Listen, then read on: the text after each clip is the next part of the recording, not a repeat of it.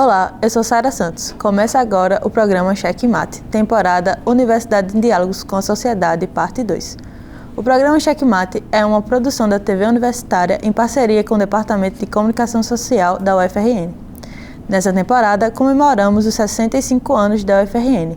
Por isso, a cada programa entrevistaremos pessoas que fizeram e fazem a nossa universidade uma referência no Rio Grande do Norte.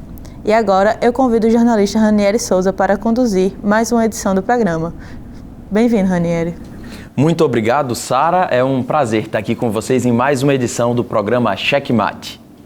Agora nós vamos conhecer um pouco de quem será o nosso convidado do dia. Expedito Silva do Nascimento Júnior concluiu sua graduação em Ciências Biológicas pela UFRN em 2002. Já no ano de 2007, terminou o doutorado pela UFRN em Psicobiologia. Em 2014, fez pós-doutorado na Universidade Autônoma de Madrid. Tem 2 livros publicados. Em 2011, lançou a obra Coordenação da Vida. Já no ano de 2018, publicou a História da Anatomia através da dissecação do corpo humano. Atualmente é coordenador do Programa de Doação de Corpos da UFRN e docente associado da disciplina de Anatomia Humana no Departamento de Morfologia. Também é professor do Programa de Pós-Graduação de Biologia Estrutural e Funcional e do Programa de Pós-Graduação em Psicobiologia, onde desenvolveu orientação em nível de mestrado e doutorado. Expedito também é coordenador do Grupo de Pesquisa de Neuroanatomia Funcional e Evolutiva, onde atua na linha de pesquisa de caracterização das projeções retinianas em roedores. Professor Expedito, seja muito bem-vindo ao programa Checkmate. Obrigado pelo convite, agradeço a todos. Bom, para me ajudar a entrevistar o nosso convidado, eu tenho aqui a participação de estudantes de Comunicação Social da UFRN. São eles Sara Santos, Leonardo Nobre, Vinícius Siqueira e Kai Cerqueira, todos alunos do curso de Audiovisual. Professor, eu queria começar perguntando ao senhor as primeiras e mais antigas referências que o senhor tem sobre a UFRN. Como é que foi o início da trajetória do senhor por aqui?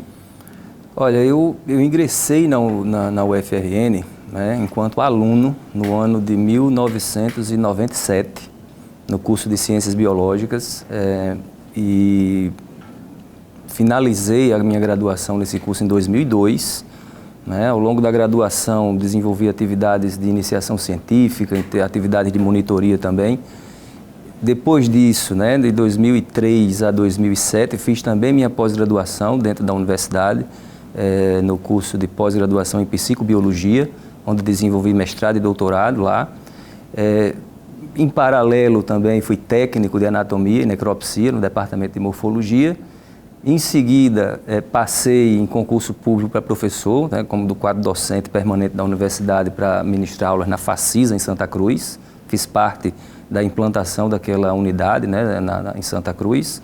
E em 2010 retornei para o Campo Central para ser professor de anatomia no Departamento de Morfologia. Ou seja, toda a minha trajetória acadêmica, científica, está vinculada a essa instituição. Desde que eu me entendo por gente, eu estou dentro da Universidade Federal do Rio Grande do Norte. Que maravilha. Agora eu passo a bola para a gente ter aqui a primeira pergunta dos nossos estudantes, que quem faz é a Kai Cerqueira. Professor, quais as diferenças que você observa na formação dos profissionais das ciências biológicas do seu tempo de graduação e de agora, visto que você é docente do Departamento de Morfologia? Bom, dentro de um contexto, né, de um perfil formativo, né, a gente hoje observa várias diferenças, sobretudo nos aspectos técnicos. Né? Hoje, por exemplo, a biologia molecular ela avançou de uma forma incrível, né? Técnicas que na minha época, enquanto estudante de ciências biológicas, nós não tínhamos acesso e às vezes nem pensávamos, né, nas possibilidades. E hoje as ferramentas são muito diversificadas dentro da área da parasitologia, microbiologia, bioquímica, né, da própria genética, que avançaram de uma forma assim, muito grande nos últimos 10 anos. Hoje a gente pode ver, por exemplo, com o quadro da Covid-19, o quanto que essas áreas puderam atuar, né, o impacto positivo que elas trouxeram. Então, eu acho que a grande diferença hoje na formação está dentro do contexto das técnicas que são empregadas e que os nossos alunos atualmente têm que aprender para ir para um mercado bem formados, né, com profissionais de qualidades, eticamente bem formados.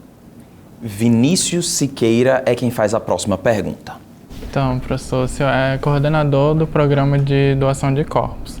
Então, eu queria que o senhor falasse mais um pouco sobre esse programa, qual a estrutura dele e qual o principal objetivo dele atualmente.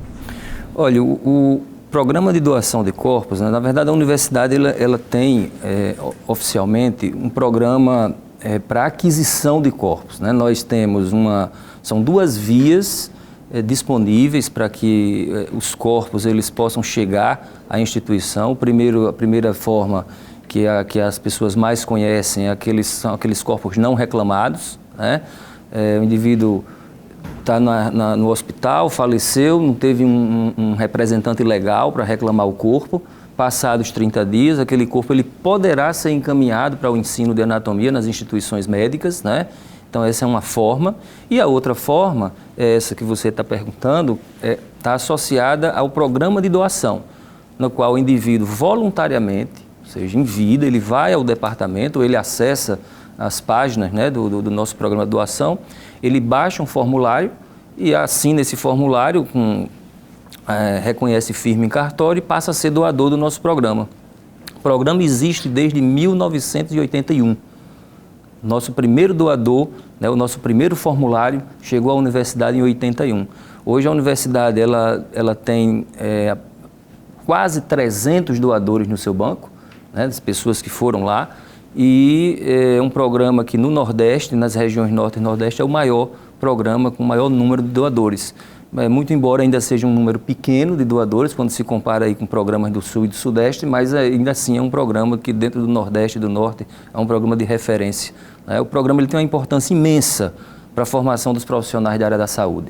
Nós não podemos pensar em formar profissionais de qualidade, sobretudo na área de cirurgia, se aquele cirurgião ele não treinou, né, as suas habilidades manuais e profissionais num corpo humano real. Não existe nada que substitua o corpo humano com qualidade, né, suficiente, pelo menos para algumas áreas, né? Alguns cursos sim você consegue substituir por modelos artificiais, mas para outras áreas específicas é impossível você formar se não for através do cadáver com a dissecação do corpo.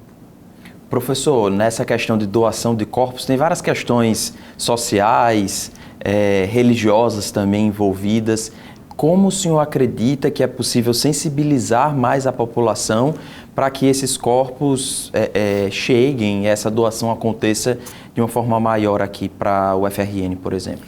Olha, nós temos lutado, né, ao longo pelo menos eu falo isso na universidade, ao longo dos últimos anos, né? O programa ele é um programa já antigo, mas de 2010 para cá é que ele passou por um processo de reestruturação, né?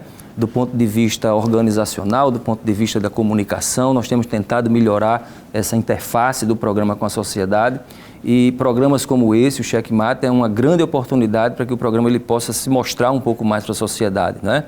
Então, nós acompanhamos os doadores e eles, ao se candidatarem à doação, eles preenchem um documento, um termo socioeconômico. Então, nós temos todo o perfil do nosso doador. Nós sabemos a escolaridade, sabemos gênero, sabemos religião, sabemos uma série de fatores que estão associados àquele que nos procuram para doar. E dentro desse questionário tem uma pergunta, né, que a gente faz e o doador nos responde muito: professor, eu não vim antes porque eu não sabia como fazer. Então, assim, a gente percebe que a principal barreira para que as pessoas cheguem para doar, muitas vezes as pessoas, é religião, é cultural e etc, etc, mas a gente tem percebido pela experiência que a principal barreira tem sido a barreira da comunicação, que precisa ser quebrada. Dentro da própria instituição, praticamente ninguém conhece a possibilidade, né, de que além de cremar, além de sepultar, existe uma terceira via, uma via nobre, né, que é a via de contribuir com a formação de centenas e centenas de profissionais da área de saúde biológicas, que é a possibilidade da doação do corpo, né? Então, assim, o contexto cultural, em algumas situações, ele pesa, o contexto religioso, né? Em algumas situações ele pesa, mas eu vejo que o principal aspecto a ser combatido, que a gente precisa vencer, é essa barreira da comunicação. Por isso eu repito, programas dessa natureza são fundamentais para a gente levar informação à sociedade, informação de qualidade, né? Bom, quem faz a próxima pergunta é o estudante Leonardo Nobre. Professor, eu gostaria de saber, ainda falando sobre a doação de corpo, queria saber como é que é o desenvolvimento desse tipo de ação em nível estadual e nacional. E o que diferencia a UFRN de outras instituições que fazem a mesma coisa? Olha, em nível estadual, né, nós somos o único programa de doação de corpos, né? Existiram alguns movimentos em algumas instituições privadas aqui em Natal. Me parece que existe um movimento também na UERN, em Mossoró, mas um programa estruturado, com toda a organização institucional e o apelo institucional que tem só aqui no Estado, na nossa UFRN. Nós dialogamos, temos interfaces com vários e vários programas nesse Brasil afora. Acho que nas instituições federais de ensino, todas elas têm um programa de doação de corpo ativo, né, ativo. Muitas instituições privadas. O programa hoje com maior envergadura, maior estatura, você vai observar em Porto Alegre, um programa bem amadurecido, que conta com um número muito elevado de doadores e que tem corpos e eles podem, inclusive, selecionar, vejam vocês, o perfil do corpo que eles querem que chegue. Vou dar um exemplo. A última vez que eu tive contato com a coordenadora do programa, eles estavam dispensando corpos acima de 100 quilos, né? Devido que estava pesando um pouco mais, eles não estavam recebendo porque não tinham lugares para colocar disponíveis lá nos tanques, né, de formal deles. Aqui na universidade, na nossa universidade, nós não temos nenhum tipo de distinção, nós recebemos todos os corpos, inclusive recém-nascidos que têm sido doados para a nossa instituição, para a disciplina de embriologia, né? Amputações têm sido recebidas pelo nosso programa de doação. Enfim, nada, absolutamente nada se perde, né? Tudo a gente consegue aproveitar para a formação dos profissionais, tá? E aí o treinamento da técnica operatória, técnica cirúrgica desenvolvida no nosso laboratório, ela é feita com base nesse material de ensino que para a gente é precioso demais, tá certo? Maravilha, professor. A gente vai continuar falando desse assunto daqui a pouco, porque a gente precisa fazer uma pausa bem rapidinha, mas não saia daí, o programa Checkmate volta já.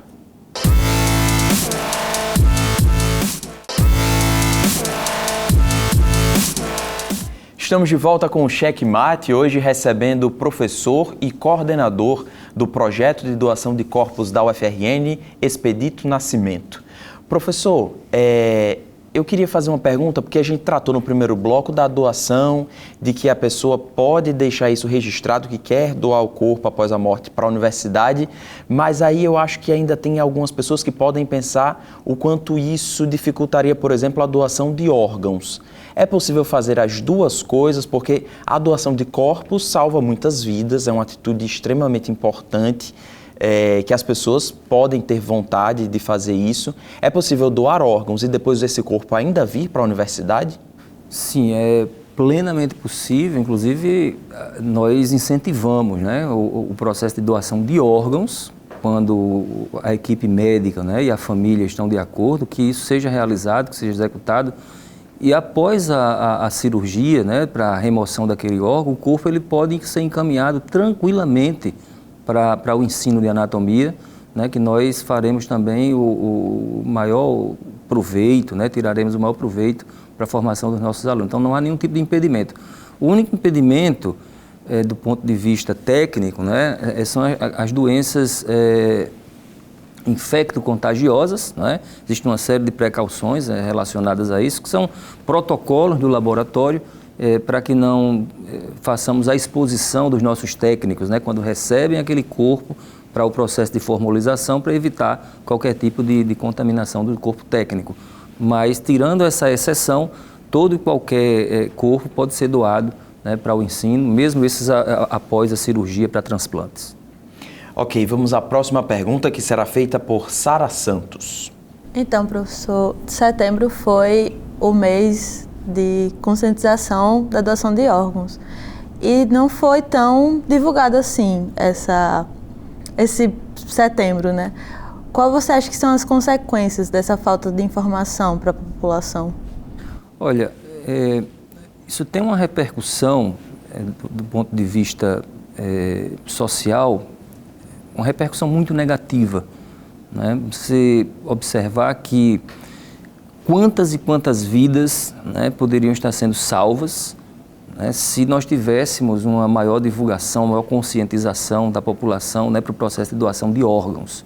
Né? Então, a gente passou recentemente aí na mídia em geral, todos acompanharam, né, o caso do transplante cardíaco lá do Fausto Silva, e isso nos chamou a atenção para essa pauta, né, da importância de divulgar, da seriedade, né, que todo o SUS, todo o sistema associado a esse processo de doação, ele está vinculado.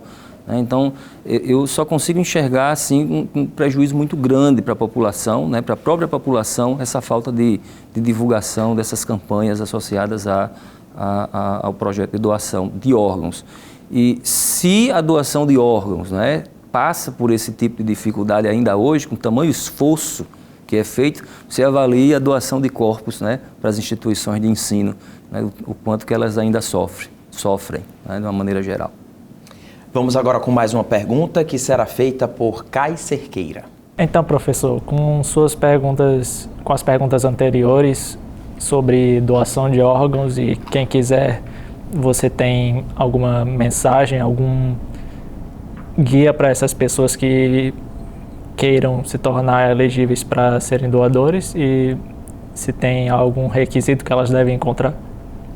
Olha, a doação do corpo para o ensino, né, o requisito básico é ser maior de idade.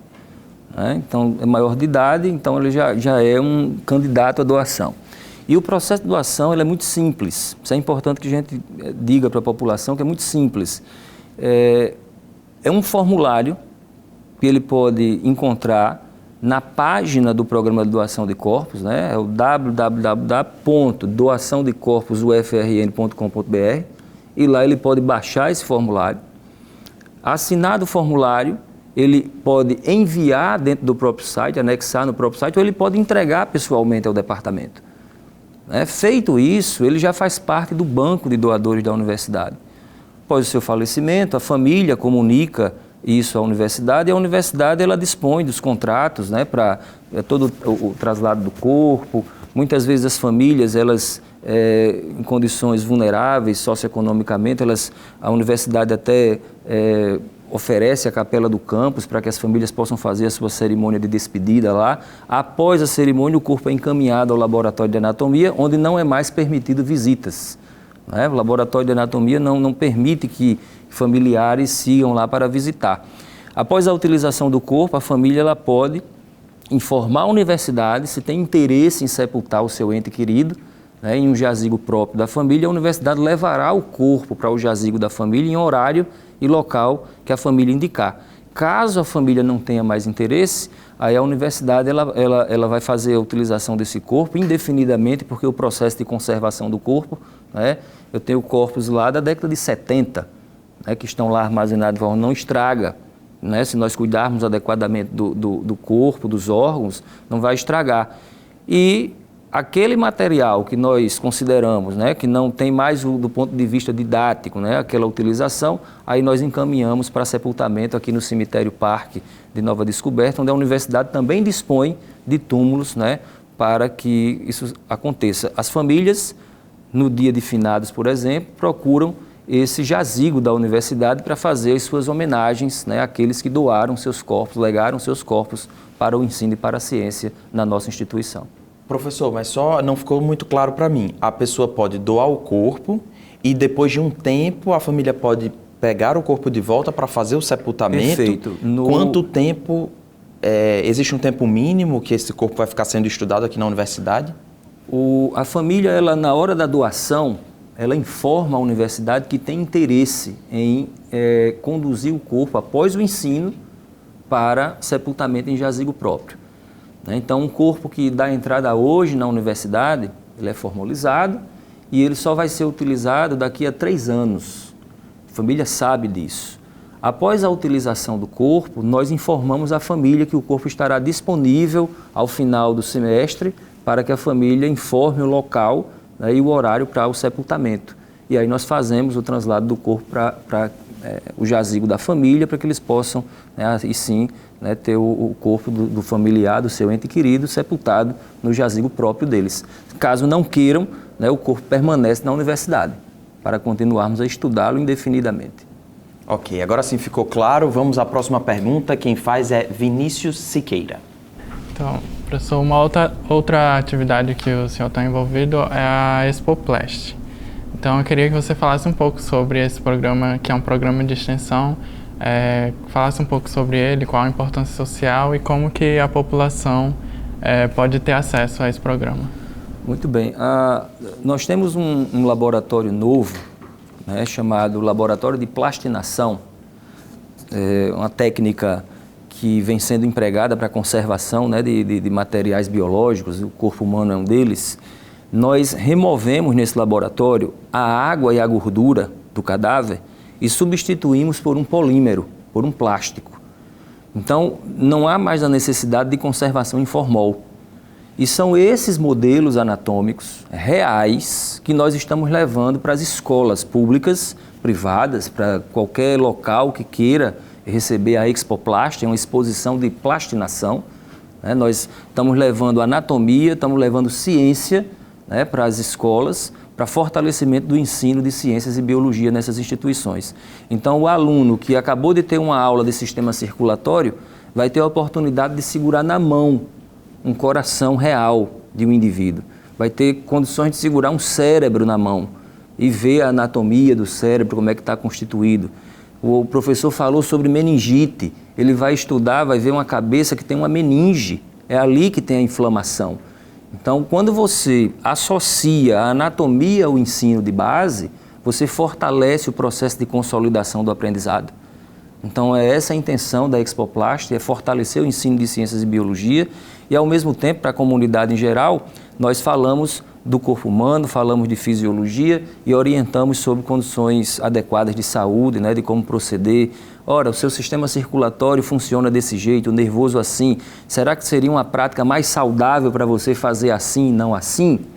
Nós questionamos a população e a gente tem visto resultados muito bons, né? A população tem aderido muito bem à nossa exposição. Semana passada estivemos na Zona Norte. Agora, nesse próximo final de semana, estaremos circulando lá por João Pessoa, estaremos em Caicó, no aniversário do SERES, dos 50 anos do SERES, né, nas próximas semanas.